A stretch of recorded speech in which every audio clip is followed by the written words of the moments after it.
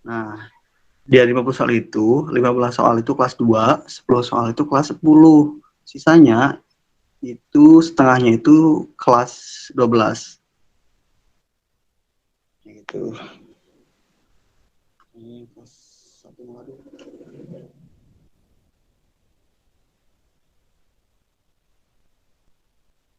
Sok diajak dulu teman-teman yang mau ikutan.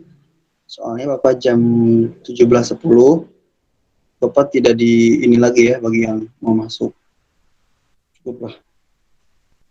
Gak usah banyak-banyak bagi yang mau saja. Hari pertama apa? Ininya ujiannya? Ada yang tahu hari pertama apa aja? PJOK, Pak. PJOK sama? PJOK aja. Simulasi. PJOK aja.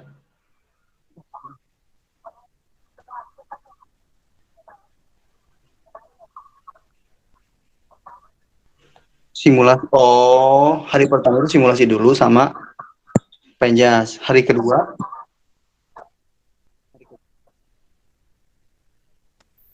Sejarah peminatan sama agama. hah? Gila, gila. Terus hari ketiga dua-dua berarti ya kesana ya. Ekonomi. PKN. Oh, Oke, oke. Luar biasa. Panjas mah gampang lah ya. Kenapa?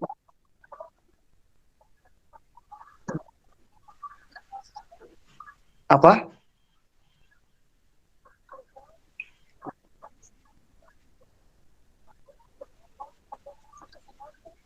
Hmm, bukan. Tidak semua tidak semua rinci, tidak semua rinci. Kalau rinci banget, wah harus dibaca. Ya, mengingat kembali lah.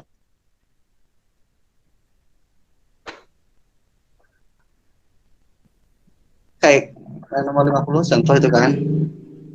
Peserta didik dapat mengidentifikasi langkah-langkah awal Presiden Charles dalam menentang liberalisme.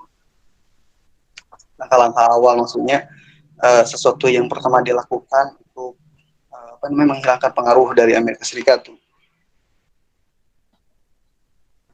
Ingat apa namanya? Udah? Coba kita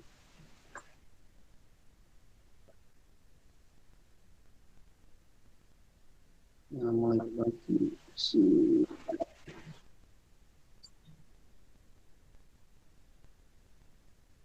kelihatan nggak kecil kayaknya.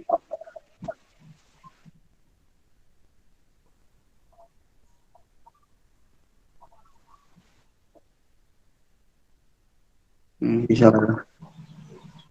Jadi indikator soal itu sebenarnya penjabaran dari soal yang telah dibuat.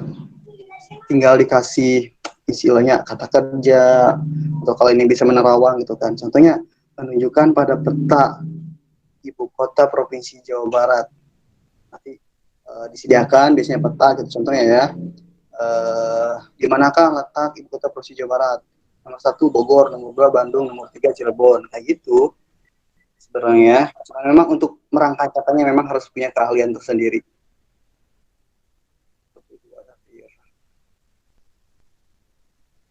Kelas itu mah gampang lah sebenarnya. Kelas 1 itu ada beberapa materi yang apa namanya yang harus benar-benar diingat kembali. Pasti pada poho udah benar. Kayak tentang peradaban dunia, terus cara berpikir, sinkronik, diakronik, terus tentang konsep-konsep sejarah tuh. Hal sepele tapi kadang-kadang lupa. Bahaya. Yang lain masih ada, masih sebentar aja lah. Berarti kalau Kalau kalian 50 soal dalam waktu 2 jam berarti sekitaran 1 menit sampai 2 menit untuk mengerjakan. Ingat ya tipsnya, dari soal itu baca pertanyaan dulu, biasanya di akhir Bapak sudah spasi biasanya. Kalau kalau lebih dari 3 kalimat itu dipisah biasanya. Jadi yang kalimat terakhir, yang titik-titik biasanya itu pertanyaan. Kalau untuk itunya optionnya itu yang kedua. Jadi setelah dibaca si soalnya, baru optionnya, baru kemudian pelengkapnya. Pelengkap bukan berarti cuma melengkapi saja ya, tapi punya guna juga. Biasanya dia memperkuat pengetahuan, terus memperkuat nanti di jawaban seperti itu. Tidak hanya sebagai hiasan intinya.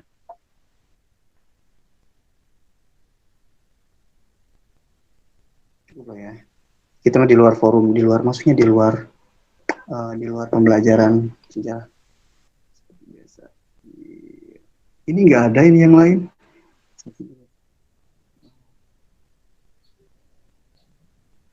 Definisi Indonesia. Oke.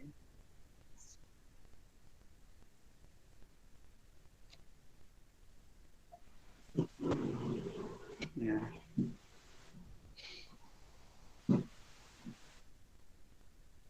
Oke, kita mulai aja ya. Bisa sambil lihat di laptop atau di apa di HP lah si kisi-kisinya. Di satu-satu kita bahas nih. Oke, kita mulai ya. Assalamualaikum warahmatullahi wabarakatuh. Waalaikumsalam. Oke, kita mengingat yang benar-benar ke belakang ya, sekitar 2 tahun yang lalu. Beberapa materi, termasuk nanti yang kelas 3 juga. Oke, sudah terlihat di sana? Sudah. Ada lagi. Aduh, udah ya.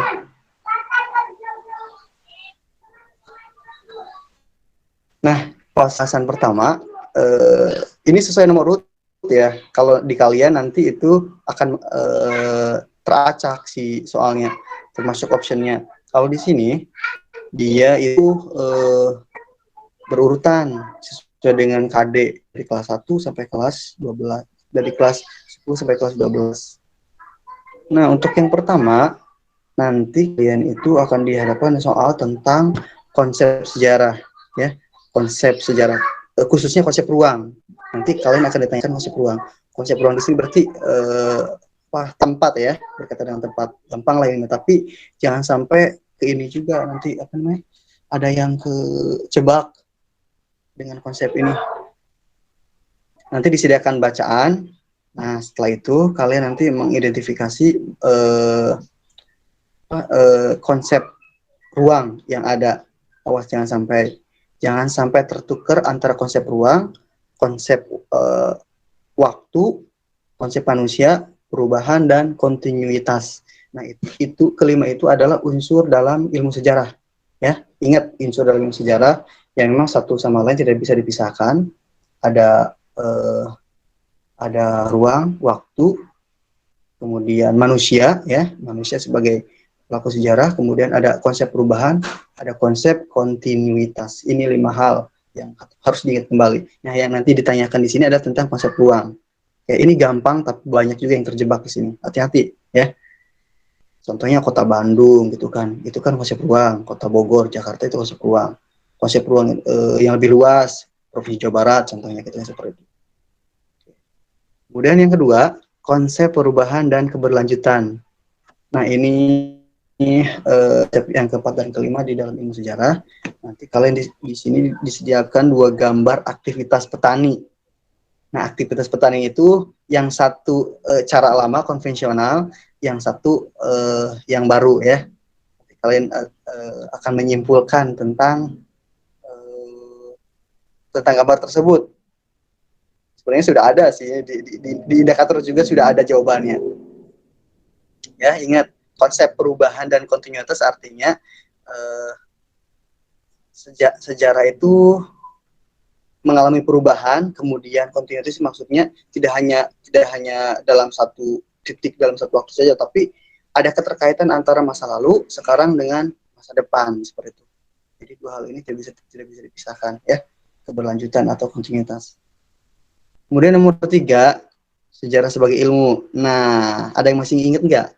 Kan sejarah sebagai ilmu, kemudian ada sebagai seni, ada sebagai peristiwa. Nah, nanti yang akan ditanyakan di sini sejarah sebagai ilmu. Ada yang masih ingat nggak ciri-ciri sejarah sebagai ilmu? Apa aja? Sebagai ilmu, berarti sesuatu yang bersifat ilmiah gitu ya. Satu tuh, bersifat ilmiah. Ada yang bisa menjawab lagi? Menambahkan? Objektif, oke. Faktual.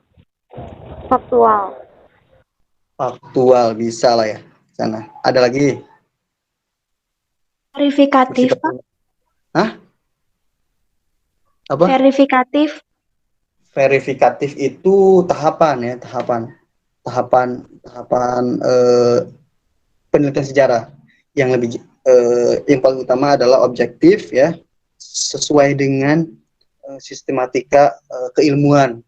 Nah, dari kata ilmu aja udah jelas, berarti dia menggunakan metode ya, kemudian sistematis seperti itu ya, ilmiah lah intinya. Kalau sejarah sebagai seni, berarti sejarah ada sentuhan seninya, maksudnya di sini dalam menulis sesuatu pasti dalam rangkai kata itu kan butuh suatu kemampuan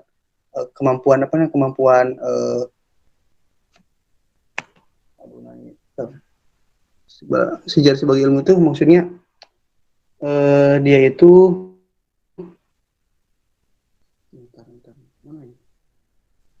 berapa di sini ada catatan.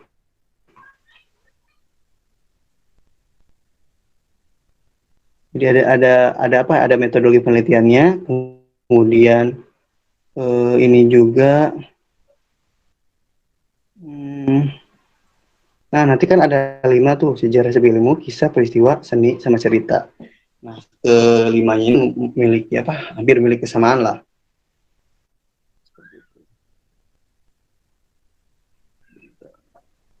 Ini ada lagi siapa yang masuk? Ada yang masuk lagi? Aduh, sudahlah. Bentar.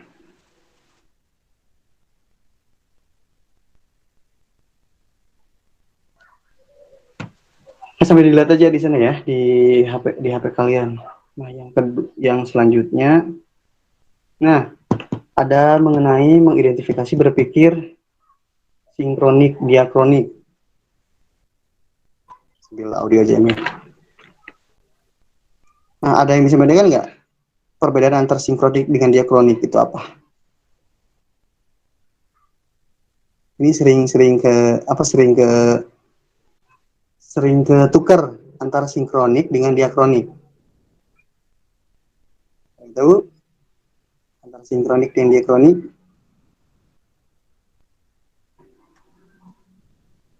Contohnya sinkronik diakronik.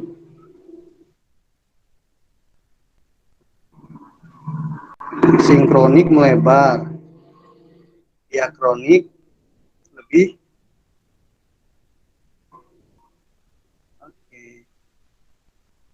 kalau berpikir, kan yang ditanya di sini nanti berpikir sinkronik.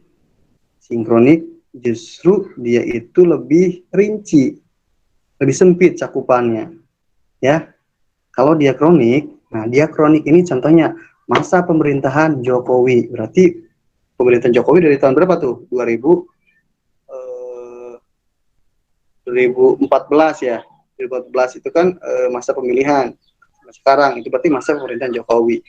Itu namanya diakronik, artinya perbabak, sejarah dalam perbabak. Kalau sinkronik itu sifatnya yaitu lebih rinci, kayak lebih mengutamakan pengembaraan ruang, kayak jadi lebih lebih detail. Contohnya peristiwa proklamasi kemerdekaan Indonesia 17 Agustus tahun 1945 itu namanya sinkronik, lebih rinci ya, lebih sempit waktunya, dimensi ruang dan waktunya lebih sempit ya.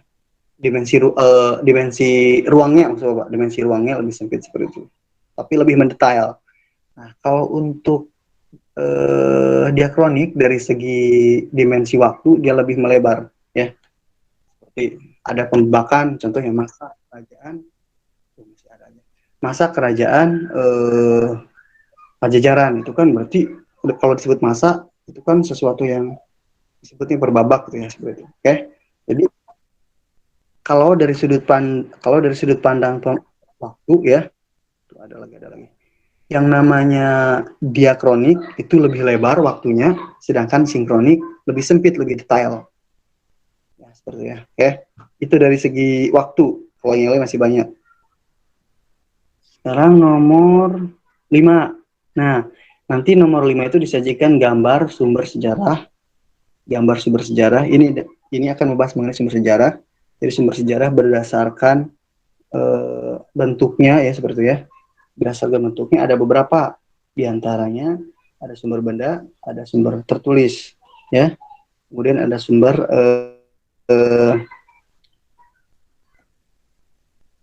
kemudian ada juga yang berdasarkan karakteristik lainnya, ya. Ada berdasarkan asalnya seperti itu, ada lisan, visual, audio. Dan nanti kalian akan diberikan gambar. Nah, nanti kalian akan mengidentifikasi ini teh masuknya ke sumber sejarah jenis apa, ya. Kalau cover buku itu contoh apa, sumber apa kira-kira jenisnya? Kalau cover buku jenis sumber apa? Visual atau benda? Kalau cover buku masih ada aja. Kalau benda beda lagi ya. Kalau benda lebih detail ke si bendanya. Kalau ada foto gitu kan, ditampilkan foto, terus kemudian ada gambar batu, itu berarti lebih ke benda. Kalau cover buku atau cover naskah tertentu itu namanya untuk sumber tertulis, seperti itu penggambarnya ya. Kalau benda biasanya lebih detail ke bendanya ya, seperti itu. Jadi takutnya kalian terkecoh. Nah, next nomor 6. Nah, nomor 6 itu tentang proses penelitian sejarah. Oke ya. Tentang proses penelitian sejarah kan ada beberapa tahap tuh kan, tahap pencarian sumber yang gitu, kemudian tahap kritik sumber, kemudian juga proses penulisan, dan terakhir proses publikasi lah, seperti ya. Ada 4 tahap. Nah, tapi yang di sini yang akan ditanyakan kalian mengenai metode penelitian, tentang metode penelitian. Oke. Jadi di sini metode apa yang cocok ketika dihadapkan pada satu teks, ya. Contohnya nih, Bapak bisa contohkan. Kalau ada peristiwa tertentu, kemudian ada satu tokoh yang masih ada, yang pernah menjadi saksi, kira-kira metode yang paling cocok itu apa? Metode studi pustaka kah atau metode wawancara? Salah. Wawancara ya, gampang. Kalau studi pustaka biasanya dia lebih banyak mencari sumber-sumber tertulis ke perpustakaan, kemudian ke apa sih namanya, ke beberapa arsip-arsip gitu ya, ke gedung-gedung arsip biasanya nyari seperti itu, lembaga-lembaga arsip lah. Itu untuk sumber, untuk metode ya, metode itu maksudnya cara. Oke, nomor 6, aduh ini masih baik nih. Nomor 7 itu tentang historiografi. Historiografi itu kan salah satu proses penelitian sejarah ya. Historiografi itu nanti yang akan ditanyakan di sini mengenai ciri-ciri historiografi tradisional. Nah, historiografi ada 3 jenis berdasarkan tahapnya. Ada historiografi tradisional, yaitu historiografi yang ditulis di masa-masa kerajaan bahkan jauh sebelumnya. Kemudian ada historiografi era kolonial, itu ditulis ketika masa penjajahan. Satu lagi, historiografi berdasarkan modern ya, historiografi modern. Jadi ada 3. Nah, yang ditanya di sini adalah ciri-ciri historiografi tradisional. Ada yang tahu Apa saja ciri-ciri? Salah satunya aja. Ciri-ciri historiografi tradisional yang cakupannya mengenai kerajaan, kesultanan Islam, sampai ke belakang. Yang tahu sifat atau ciri karakteristik dari historiografi tradisional? Istana sentris, oke. Ada lagi? Istana sentris itu maksudnya hanya berkisar tentang kerajaan saja. Ceritanya tentang kerajaan, contohnya tentang kerajaan Sunda, itu tentang kerajaan Sunda saja, tapi rakyatnya enggak. Regionsentris, oke. Region sentris artinya hanya daerah tertentu, ya. Ada lagi? Subjektivitasnya tinggi, bisa, ya oke, termasuk tuh ya, subjektivitasnya tinggi. Ada lagi selain itu? Yang terakhir adalah istana religio ya, religiosentris maksudnya, religiosentris maksudnya ada unsur-unsur yang di luar dari nalar manusia, tidak logis. Contohnya diceritakan di sini bahwa si Kris tersebut memiliki kesaktian bla bla bla, kan? Itu religio magis, ya. Religio artinya kepercayaan sih ya, magis kekuatan. Oke. Feodalis, aristokratis. Oke, feodalis berarti ini aristokrat. Ini masih masuk ke ini ya, istana sentris bersama lah. Oke.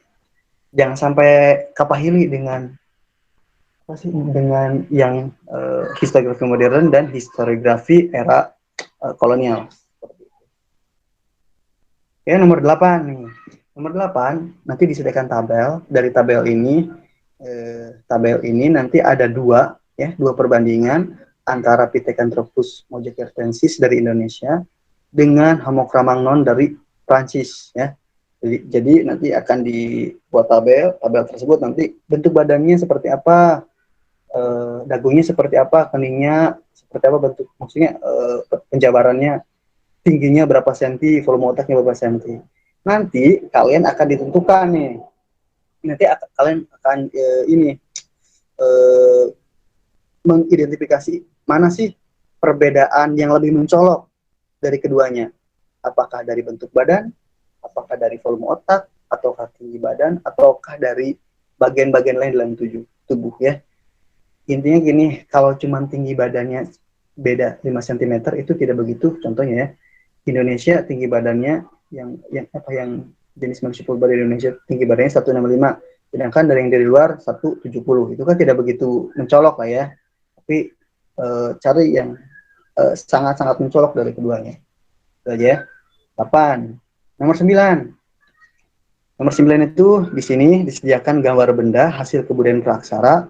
Peserta didik mengidentifikasi masa praaksara berdasarkan hasil kebudayaannya. Ya, kalian harus tahu mana ciri hasil kebudayaan Paleolitikum berdasarkan dari gambar ya.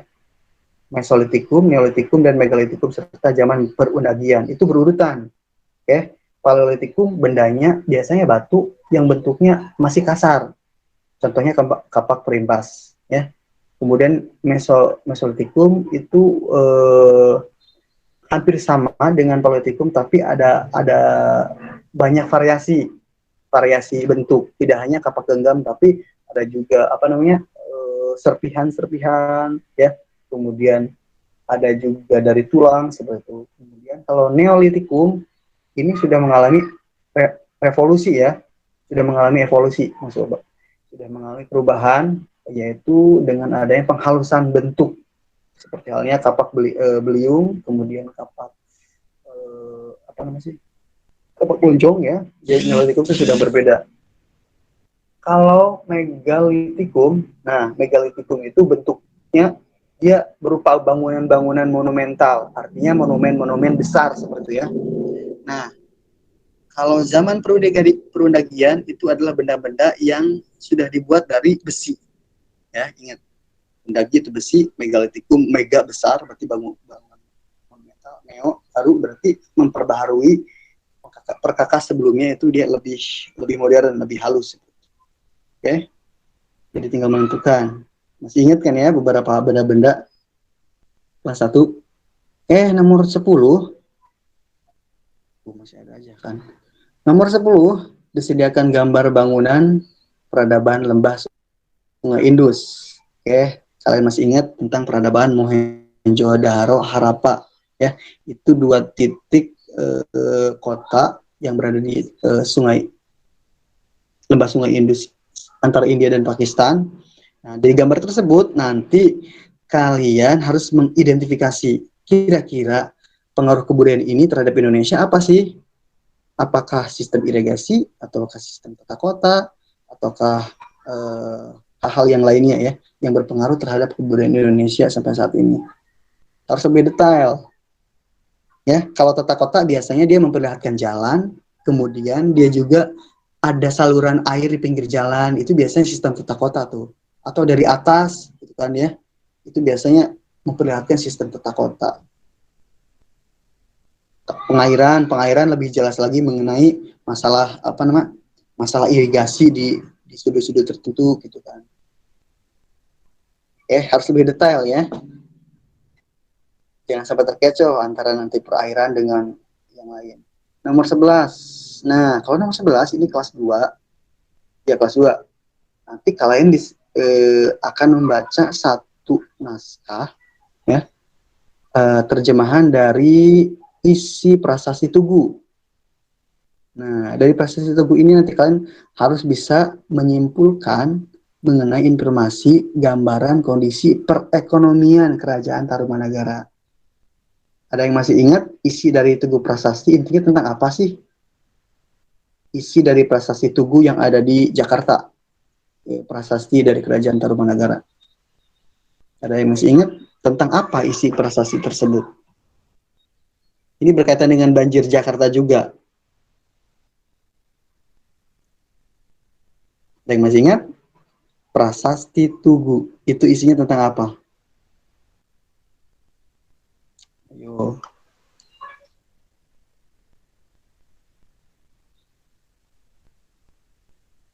Apa? Yang masih ingat? Prasasti Tugu, penggalian sungai. Oke, boleh. Ada yang bisa melengkap lagi? Tadi penggalian sungai itu. Boleh Kintan. Penggalian sungai, Gomati ya. Chandrabaga itu kan. Itu Sungai Ciliwung.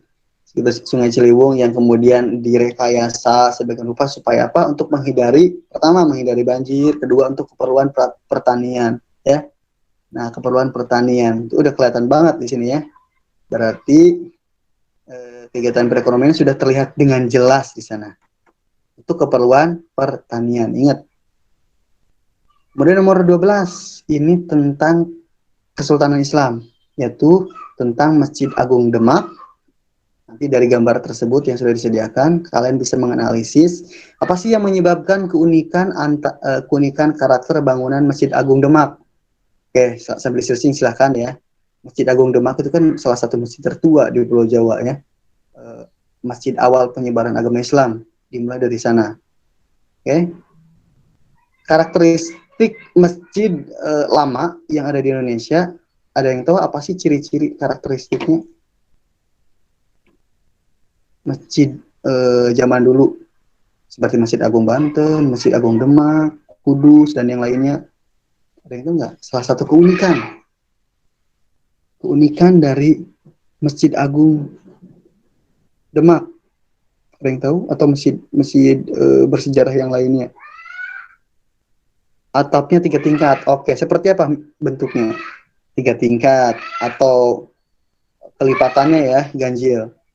Oke, atapnya bertingkat, kemudian keunikan itu yang bertingkat. Tapi bentuk si atapnya menyerupai meru, ya, meru. Berarti di sini adanya satu percampuran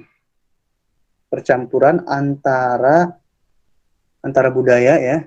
Jadi ada dua istilah, ada sinkretisme, ada akulturasi. Apa itu sinkretisme? Sinkretisme itu adalah perpaduan antara dua unsur agama dengan satu agama yang lainnya ya. Jadi dua unsur agama di sini menyatu, bukan berarti akidahnya ya, tapi di sini unsur-unsur seni tertentu yang tercampur ya dalam bentuk sinkretisme. Kalau akulturasi ini percampuran budaya bukan agama ya. Kalau Kalau akulturasi percampuran antar budaya, contohnya budaya Arab dengan budaya lokal Indonesia gitu kan. Kalau sinkretisme antara Hindu dengan Islam, ini kebanyakan terlihat di beberapa masjid ya. Contohnya menaranya mirip dengan apa gitu kan. Meru juga kan itu sinkretisme ya. Meru itu adalah salah satu contoh bentuk sinkretisme antara kepercayaan lokal dengan kepercayaan Islam. Jadi menganggap bahwa gunung itu adalah tidak hanya lokal, tapi kepercayaan Hindu juga ya. Agama Hindu juga mempercayai seperti itu. Gunung dianggap sebagai tempat suci seperti itu ya. Saya ingat ini lebih ke masalah sinkretisme dan akulturasi. Oke, nomor 13. Disajikan kutipan peristiwa penting di Eropa. Peserta didik mampu menyebutkan dan menjelaskan mengenai peristiwa yang terjadi di Eropa pada masa abad pertengahan. Ada beberapa peristiwa penting di Eropa itu, di antaranya ada Renaissance, merkantilisme, reformasi gereja, Aufklärung, kemudian reformasi industri dan pengaruhnya.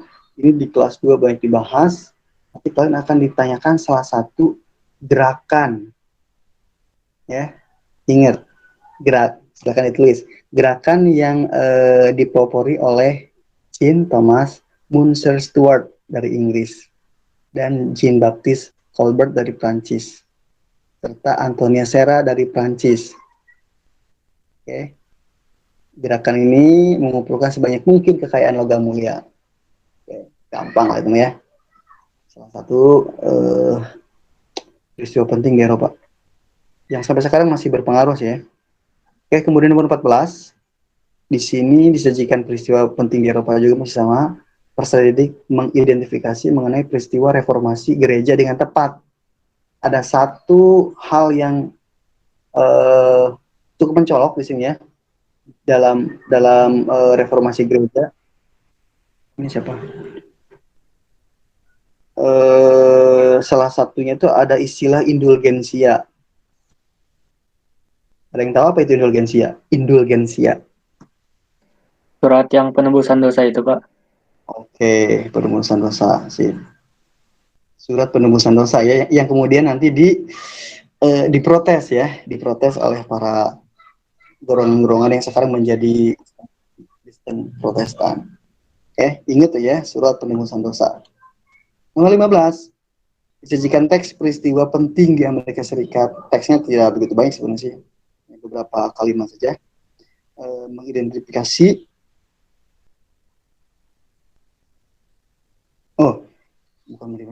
mengetahui, yang lebih gampang kalau mengetahui.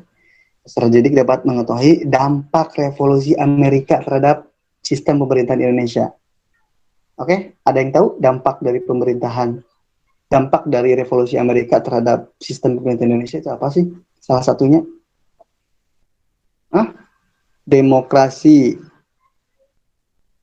Oke, apa ada lagi selain itu?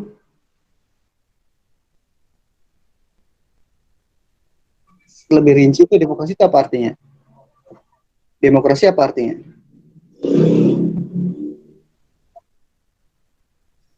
Kebebasan berpendapat. Demokrasi di sini maksudnya apa? Rakyat memiliki hak.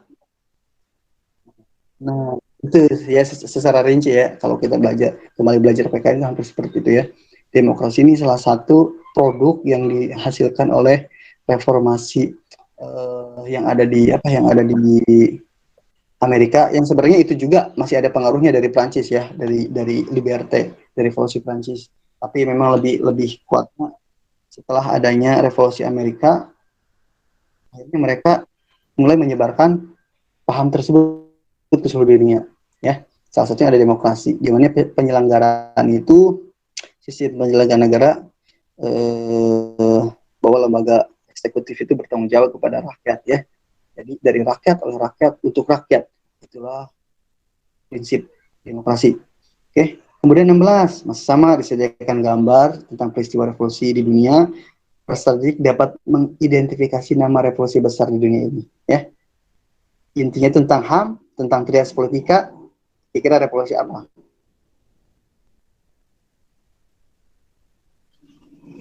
Ada yang tahu? Ini juga masih ada tentang demokrasi, tapi lebih banyak menjelaskan juga lebih baik berpengaruh dalam hal pembentukan bentuk negara republik, penegakan HAM, undang-undang sebagai kekuasaan tertinggi, kemudian adanya penerapan teras politika. Kira-kira itu pengaruh revolusi mana?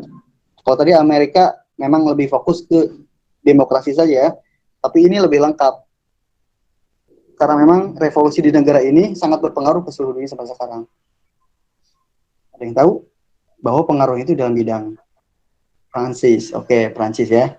Ingat ini salah satu semboyannya ya. Paling berpengaruh Prancis. Oke, kemudian nomor 17, peserta didik dapat memahami ciri paham liberalisme. Gampang ya. Oh gini, intinya liberalisme itu ya, liberalisme itu kan salah satu paham atau ideologi yang bertentangan atau berbalik dengan paham komunisme.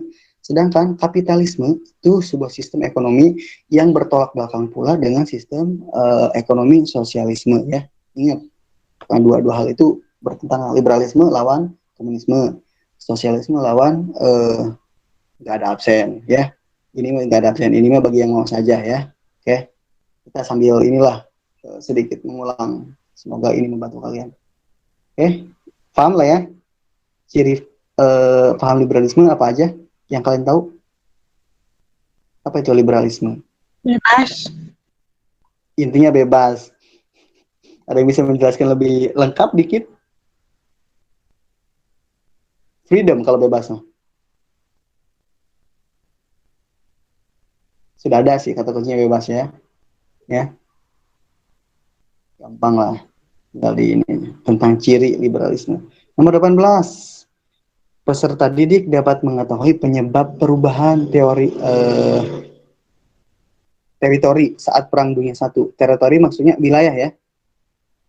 Dapat mengetahui penyebab kenapa sih wilayah saat Perang Dunia I itu ada perubahan.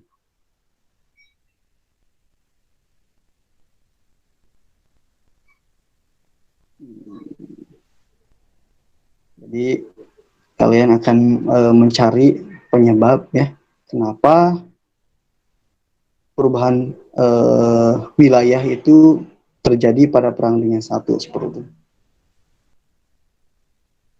Oke, kemudian nomor 19 tentang ini, tentang Perang Dunia II ya, menunjukkan latar belakang Perang Dunia Kedua. Nanti disediakan bacaan-bacaan option lah ya, nomor 1 apa, nomor 2 apa, nanti kalian tinggal menunjukkan. Nah, yang menunjukkan tentang latar belakang itu nanti nomor berapa aja, latar belakang dari Perang Dunia II. Masih ingat lah ya, Perang Dunia II. Ada yang bisa menjawab apa saja latar belakang Perang Dunia II terjadi? Satu saja. Gagalnya LBB, Pak. Oke, gagalnya LBB, Liga Bangsa-Bangsa dalam menciptakan perdamaian ya, gagal. Selain itu apa lagi? Satu lagi. Invasi Jerman ke Polandia. Bagian maksudnya politik aliansi. Oke. Ada lagi?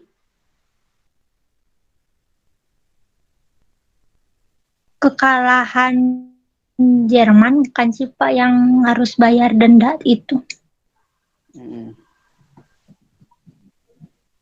Karena yang paling sangat menonjol itu adalah gagalnya LBB ya, itu paling menonjol banget. Kalau untuk Perang Dunia I itu lebih banyak ada faktor adanya faktor Pangeran Franz Ferdinand ya yang terbunuh ya, itu di Perang Dunia I. Kalau Perang Dunia II memang LBB itu gagal dalam menciptakan perdamaian. Akhirnya ini yang menjadi menjadi faktor ya latar belakang. Selain itu apalagi ada juga yang namanya perlombaan senjata antar negara. Kan makin banyak senjata yang dibutuhkan, semakin bagus senjata yang dimiliki, itu semakin besar kekuasaan, semakin besar wilayah jajahan, dan semakin besar pula daerah yang dieksploitasi ya. Itu tuh tentang persenjataan. Tidak hanya perang dingin, tapi di perang dunia kedua pun itu memang dilatar belakangi oleh perlombaan senjata ya. semakin berkembang tuh persenjataan di, apa itu di perang dunia kedua. Kalau perang dunia pertama internal di kerajaan-kerajaan tertentu di wilayah Eropa ya, lebih banyak kasus-kasus internal lah. Yang 19 nomor 20 itu, nah nomor 20 tentang perlawanan bangsa Indonesia terhadap penjajahan. Sebenarnya masih hampir sama sih dengan mata pelajaran sejarah Indonesia ya. Dipelajari lagi memang, tapi lebih rinci sebenarnya kalau di setiap peminatan. Nanti kalian melengkapi tabel tentang perang-perang yang ada di Indonesia. Nanti di tabel tersebut ada peristiwanya apa, tahunnya apa, kemudian terjadi di mana, sepertinya tokohnya siapa, kayak gitu lah paling. Jadi tinggal melengkapi tabel. Nah, kalau yang nomor 21 itu tentang pergerakan organisasi pergerakan nasional. Nah, peserta didiknya itu nanti kalian ya harus bisa mengidentifikasi latar belakang lahirnya organisasi tersebut dengan tepat. Gampang, nanti disediakan logo, kemudian disediakan gambar dua tokoh tersebut. Nah, nanti kalian harus menjelaskan apa latar belakang munculnya organisasi tersebut. Ya. Salah satu organisasi tertua di Indonesia. Ada yang tahu? Budi Utomo. Budi Utomo, oke. Nanti itu latar belakang ya, latar belakang Budi Utomo kenapa sih lahir sebagai sebuah organisasi pertama di Indonesia. Oke, nomor 22. Nah, nomor 22 nanti disediakan logo dan lambang partai.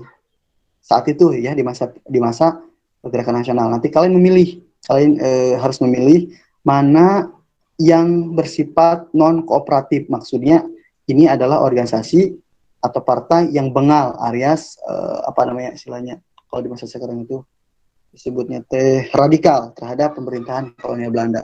Oke, ada yang masih ingat partai yang disebut radikal oleh pemerintah Hindia Belanda saat itu apa aja yang dianggap radikal, memberontak maksudnya ya terhadap pemerintah?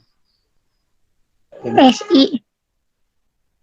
Partai Syarikat Islam itu dia memang kooperatif, dia masuk dalam parlemen, tapi di tengah jalan dia mulai membalik, ya, dia mulai membalik. Jadi untuk PSI atau Syarikat Islam itu dia disebut non kooperatif, tapi dalam perjalanannya dia di awal sempat kooperatif dengan pemerintahan. Budi Utomo, apalagi kalau Budi Utomo mah, dia mah memang cari aman gitu kan ya, cari aman dan masih bersifat kooperatif. Kenapa? Kebanyakan para anggotanya itu memang kerja di pemerintahan Hindia Belanda, makanya bersifat kooperatif. Berbeda dengan beberapa partai atau organisasi yang memang jelas-jelas sangat menentang, yaitu Partai Komunis Indonesia dan Partai Nasional Indonesia. Itu benar-benar sangat frontal terhadap pemerintah Hindia Belanda. Ya. Kalau yang lain memang ada yang memang cari aman seperti itu ya. Biasa sih karakteristiknya seperti itu.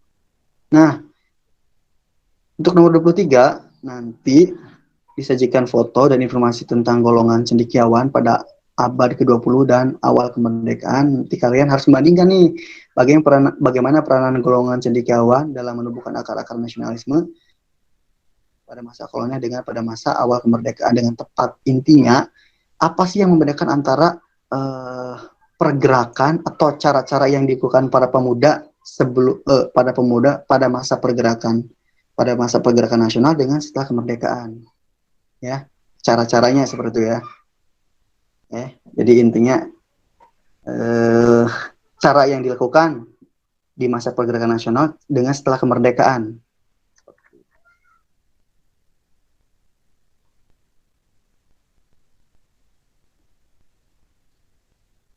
Gampang banget sih kalau ini ya, sebelum merdeka dan setelah merdeka mah. Nomor 24. Nah, nomor 24 itu tentang Jepang.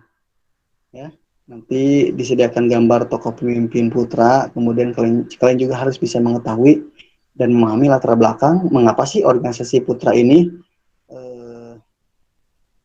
dimanfaatkan oleh para tokoh nasional, ya. Padahal ini adalah organisasi yang didirikan oleh Jepang. Mengapa para pemimpin putra ini memanfaatkan para tokoh nasional ini untuk memperjuangkan. Jadi Jepang kenapa intinya dia malah menempatkan ketuanya itu orang-orang pribumi. Ya, seperti itu.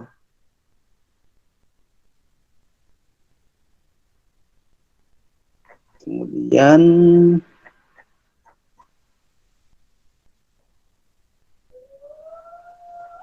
jadi harusnya makan dimanfaatkan ya. Nomor 25 tentang ini, tentang proklamasi kemerdekaan.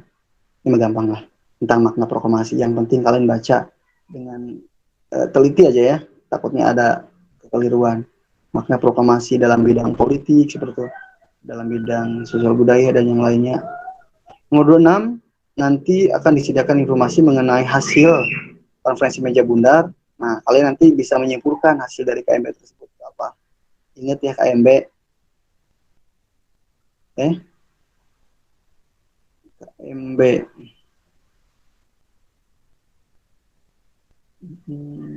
Oke. Inti dari KMB apa sih? Inti dari KMB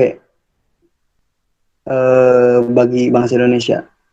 Konferensi meja bundar. Merdeka secara apa nih?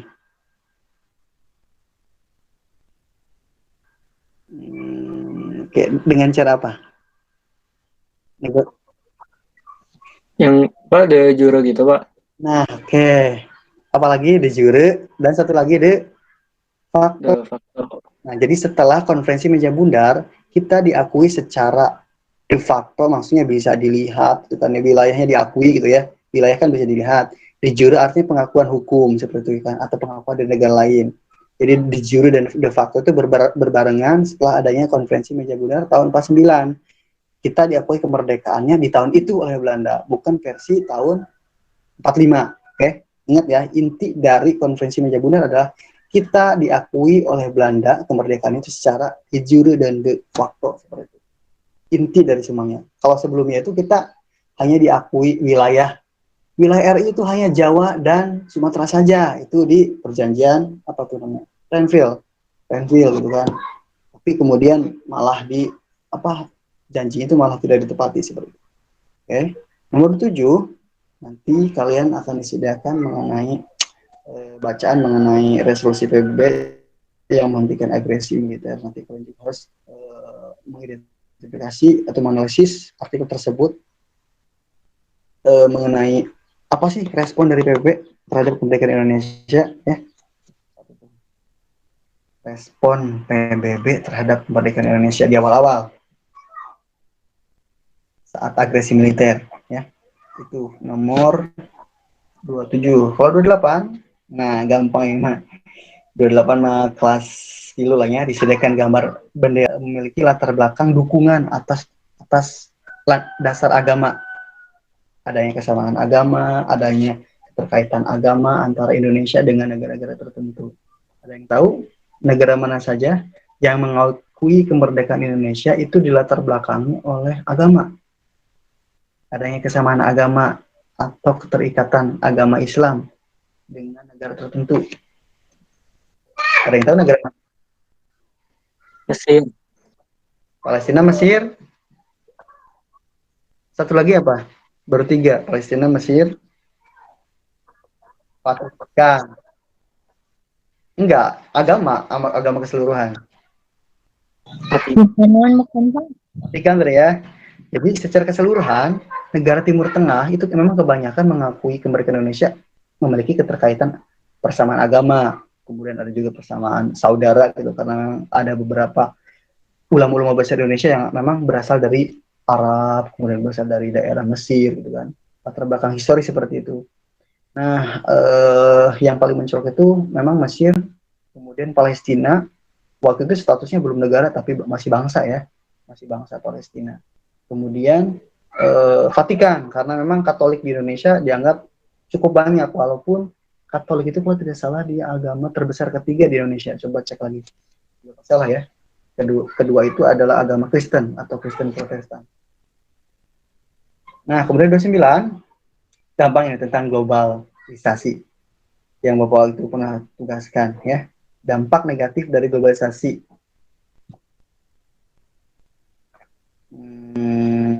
Tapi jangan sampai ini ya, aduh, pokoknya baca yang teliti lah pokoknya. Nomor 30. Nah, nanti Bapak sediakan artikel tentang globalisasi juga. Intinya kalian, apa sih sikap kalian terhadap fenomena globalisasi itu, supaya kita bisa menghadapi arus globalisasi dengan bijak ya, intinya seperti itu. Okay. Ini lebih ke ini sih, lebih ke afektif sebenarnya. Nomor 31 tentang iptek juga ya. Jadi dalam iptek itu ada berbagai bidang. Salah satunya adalah bidang pendidikan ya. Kemudian ada bidang nuklir seperti itu, persenjataan. Nanti kan nanti disediakan gambar. Nanti ada gambar tersebut kira-kira ini apa kemajuan iptek di bidang apa nih? Oke, gambarnya. Oke, nomor 32. Nomor 32 itu akan membahas mengenai organisasi global ya, organisasi global atau organisasi internasional, yang dimana kalian nanti akan menunjukkan organisasi mana saja yang masih diikuti oleh Indonesia sampai saat ini. Apa aja? Ada yang tahu nggak? Organisasi organisasi internasional yang masih diikuti oleh Indonesia apa saja sampai sekarang? Untuk ASEAN, PBB tadi ya. Untuk internasional, ASEAN untuk di Asia Tenggara. Kemudian selain itu apa lagi yang masih diikuti sama Indonesia?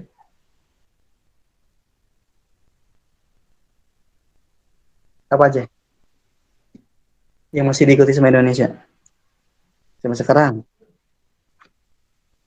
Ayo KD, soalnya ada beberapa organisasi yang kemudian Indonesia keluar.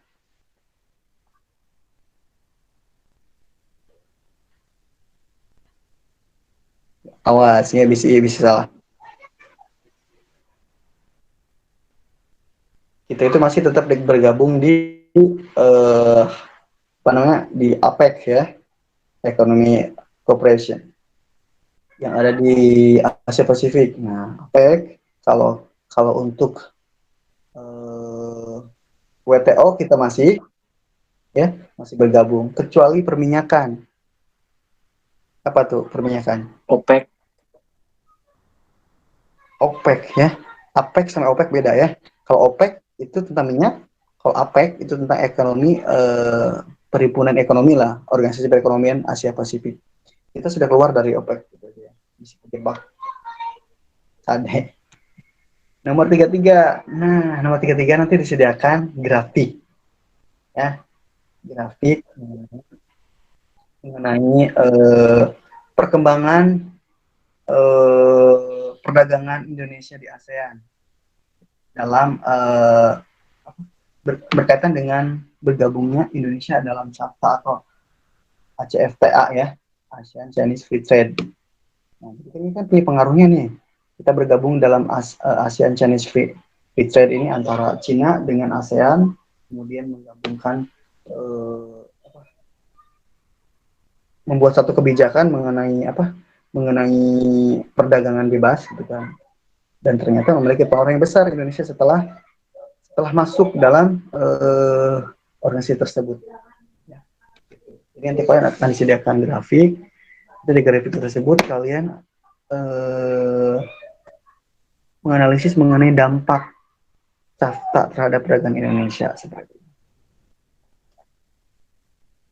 Nah, nomor 34 ini disediakan peta negara yang termasuk dalam anggota Pakta Warsawa dan NATO. Jadi dua organisasi pertahanan pertama dalam Perang Dingin.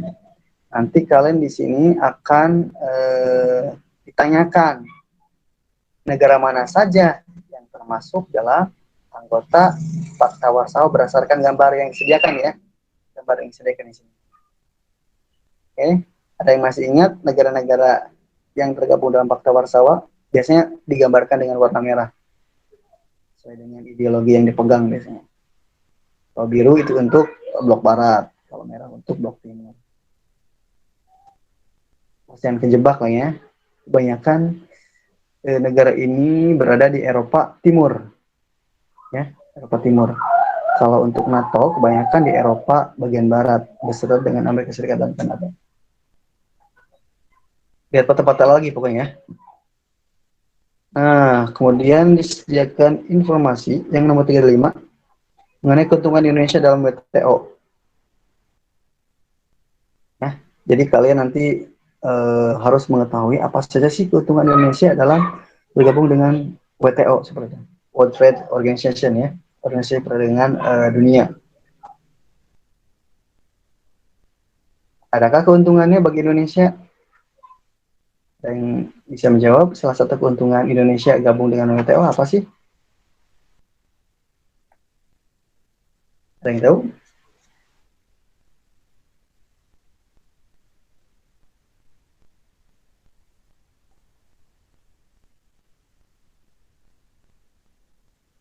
Ada nggak?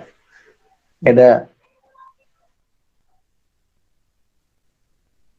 Salah satu keuntungannya adalah sistem perdagangan multilateral ini meningkatkan pendapatan bagi kita, ya, yang bergabung dalam WTO seperti itu. Termasuk juga mengurangi tarif, ya, dan hambatan non tarif seperti itu. Jadi dengan adanya WTO mempermudah bagi perdagangan Indonesia, ya, seperti itu. Berpengaruh juga ke terciptanya perdamaian. Nomor 36. Nah, 36 itu nanti disediakan tabel. Nah, dari tabel tersebut nanti kalian harus bisa menunjukkan dengan tepat pasangan yang sesuai antara organisasi pertahanan wilayah fakta dan wilayah fakta pertahanan, ya. Nanti di sini dalam tabel tersebut disediakan gambar organisasi fakta pertahanan blok barat, ya, fakta pertahanan blok barat. Nanti kalian juga harus bisa menunjukkan pasangan yang tepat dengan wilayahnya, ya. Jadi ada wilayah fakta pertahanan, ada organisasi pertahanan. Nanti kalian tinggal pasang-pasangkan. Organisasi fakta pertahanan itu kan yang blok barat itu selain dari NATO itu ada beberapa lagi, ya. Ada 3 kalau tidak salah. Ada yang tahu organisasi pertahanan punya blok barat selain NATO?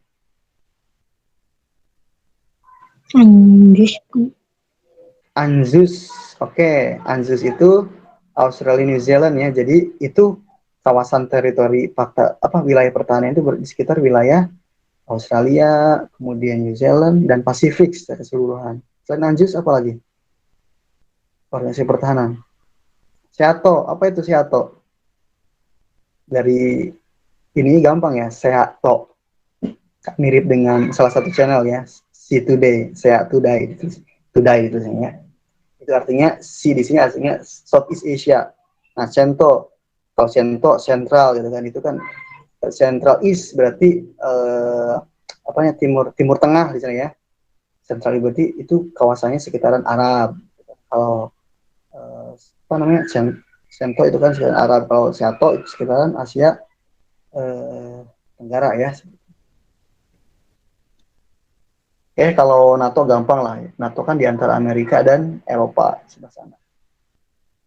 Jadi harus lihat peta sama si lambangnya. Nomor 37 ini tentang perang dingin. Nanti kalian harus bisa mengetahui apa sih latar belakang dari dampak perang dingin.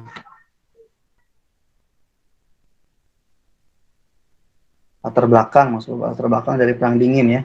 Dampak latar belakang perang dingin dari artikel yang sudah Bapak sediakan.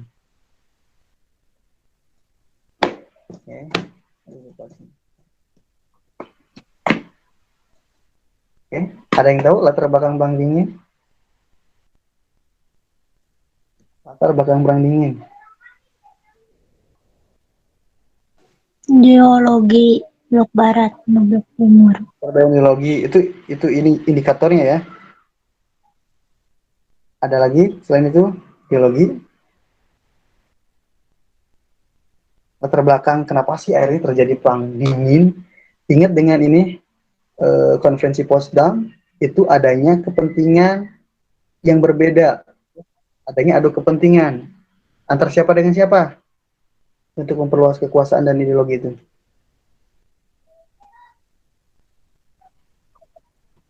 Amerika Serikat, Uni Soviet. Oke.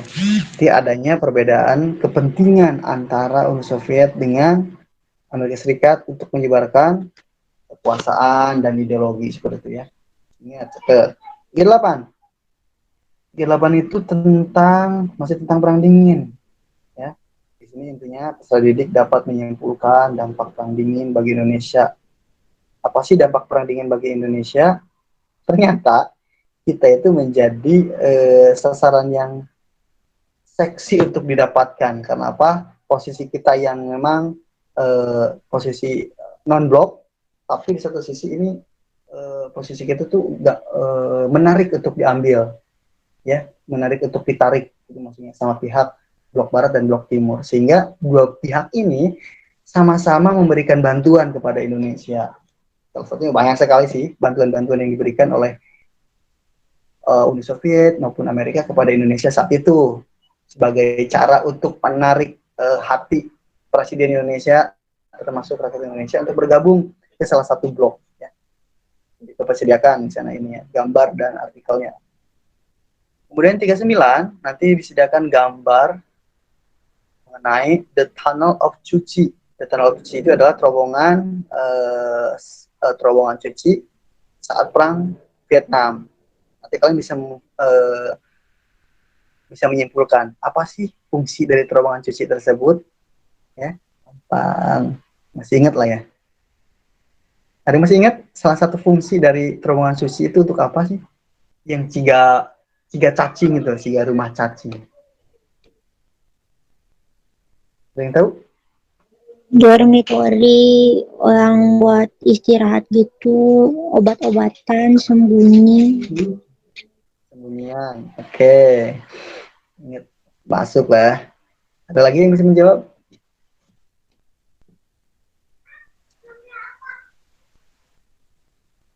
Nanti kalian bisa analisis lah di gambarnya ya. Tidak hanya untuk istirahat, buat persembunyian, oke. Untuk persembunyian, untuk menyimpan makanan ya. Rumah sakit juga ada di sana, oke. Jadi tinggal kalian lihat saja di sana. Ya, nomor 40. Nomor 40 nanti ada masih seperti biasa ada penggalan artikel. Nanti intinya kalian di sini harus bisa mengidentifikasi apa sih sebab dari politik apartheid di Afrika Selatan sehingga dikecam oleh dunia ya. Jadi mengapa politik apartheid di sana itu di Afrika Selatan dikecam sama dunia internasional? Ini itu mengapa dikecam? Ada apa sih kenapa dikecam? Politik apartheid masih ingat kan? Politik pemisahan di sini ya, membedakan antara dalam berbagai bidang ya, sehingga nanti juga dalam prakteknya dia dipisahkan, benar-benar dipisahkan nih, rumah khusus orang-orang kulit putih di blok ini, kulit hitam di blok ini, sehingga internasional mengecam tindakan tersebut. Gampanglah boleh baca artikelnya. Part 1 nanti part 1 juga masih ada gambar dan penggalan artikel, nanti kalian baca penggalan tersebut. Nanti kalian harus bisa mengidentifikasi penyebab runtuhnya Uni Soviet. Ada yang masih ingat? Satu saja, runtuhnya Uni Soviet itu gara-gara apa sih? Yang apa Pak? Yang Gorbachev itu yang jadi masukin apa? Demokrasi gitu. Iya. Okay. Glasnost ya. Glasnost sama perestroika. Apalagi ada lagi? Banyak soal tidak satu ini, banyak banget runtuhnya itu sehingga negara bawahan. Oke. Ada lagi? Soalnya tidak hanya satu ini, banyak banget sehingga memang runtuhnya Uni Soviet ini tidak hanya disebabkan oleh faktor internal, tapi juga faktor eksternal. Jadi faktornya banyak banget, tidak hanya satu hal. Etnis kan internal ya. Saking banyaknya etnis sehingga satu sama lain ingin mendirikan negaranya masing-masing. Contohnya etnis Kazakh mendirikan negara Kazakhstan, Tajik mendirikan Tajikistan. Ini tidak hanya internal, tapi kemudian ada juga eksternal. Kenapa eksternalnya di sini memang ada pengaruh dari luar juga di sini ya mengenai masalah perekonomian seperti itu. Apalagi tentang ide-ide yang dicetuskan oleh Gorbachev gitu ya. 42 itu nanti disediakan gambarnya peta Jerman Barat dan Jerman Timur. Nanti kalian itu harus dapat menyimpulkan pernyataan yang paling tepat mengenai isi konferensi Potsdam dan dampak perubahannya bagi administratif di Jerman. Maksudnya perubahan wilayah gitu ya. Isi dari konferensi Potsdam. Ada yang tahu isi konferensi Potsdam? Intinya tentang apa sih? Tentang Jerman ya. Yang ngebagi jadi 4, Pak. Itu di Berlin ya.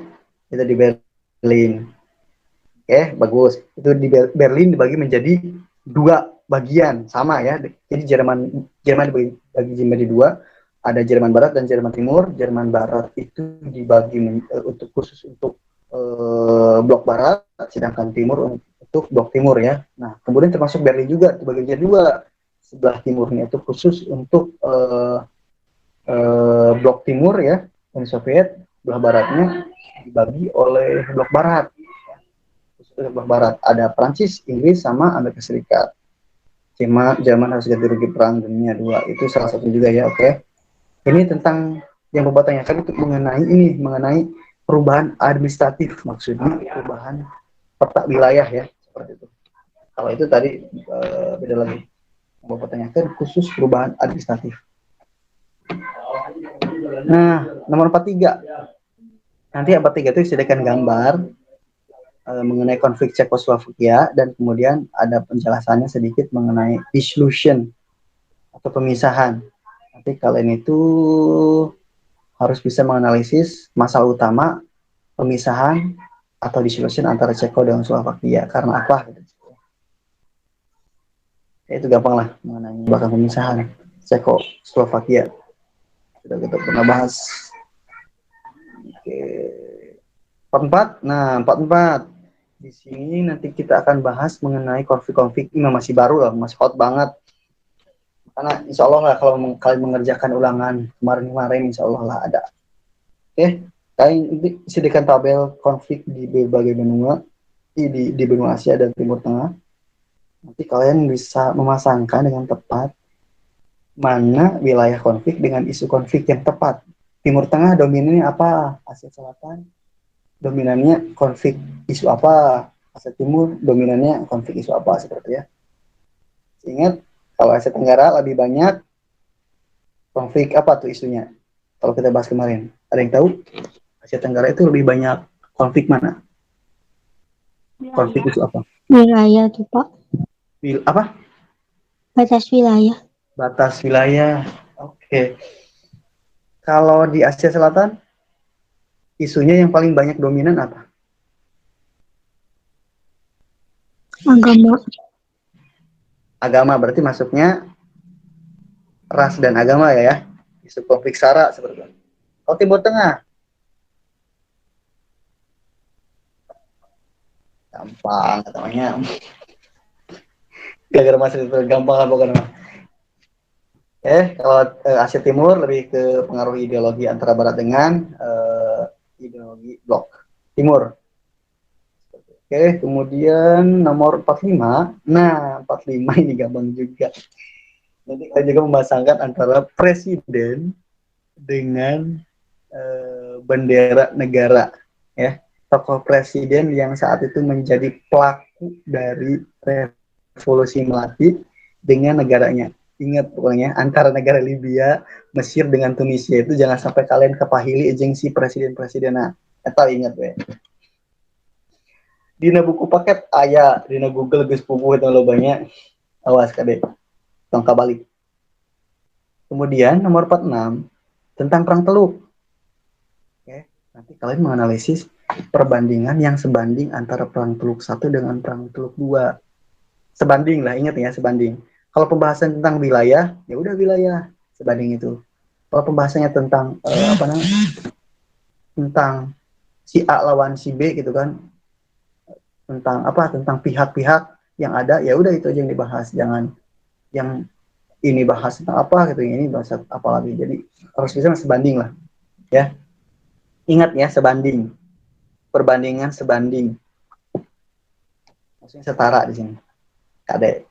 Kalau perang truk satu kan si A lawan si B, kemudian perang truk dua si A lawan si C gitu kan, itu sebanding berarti.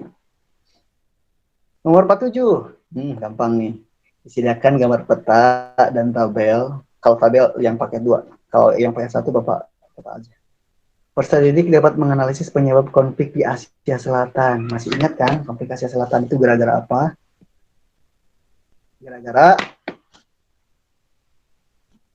warisan kolonial India yang sengaja ya menentukan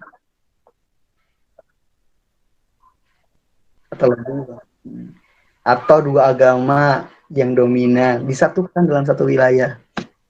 Itu intinya ya, salah satu penyebab kenapa konflik di Asia Selatan itu kebanyakan seperti itu ya, Sarah. Kemudian kalau 48 tentang Ukraina, nanti kalian juga dapat mengetahui dua pihak antara negara adidaya yang berkepentingan dalam konflik Ukraina. Ya, ada Uni Eropa sama Rusia di sini ya. Itu intinya tuh. 49 itu pembahasan tentang Sudan. Ya, faktor-faktor yang menyebabkan munculnya konflik antara Sudan Selatan dengan Sudan Utara. Karena apa sih perbedaannya? Ya, masih ingat kan perbedaan ras, perbedaan agama, perbedaan kesenjangan sosial, ya, kesenjangan sosial, mata pencarian, pendidikan seperti itu. Kemudian 50 itu tentang kenapa Presiden Chavez itu menentang liberalisme, ya.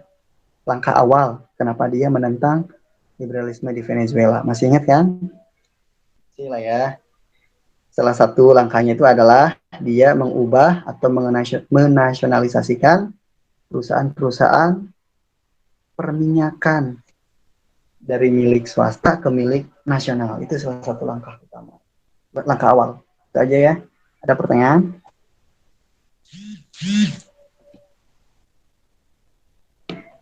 Ada pertanyaan? Karena sudah maghrib, kita tutup saja. Kalau tidak ada pertanyaan, ya udah. Ya udah ditutup. Tong nanya deh, kata ayo nomor ini naon tengah arti. Mau di ladenan. Ada pertanyaan? Kalau tidak ada, iya dari Bapak terima kasih. Assalamualaikum warahmatullahi wabarakatuh.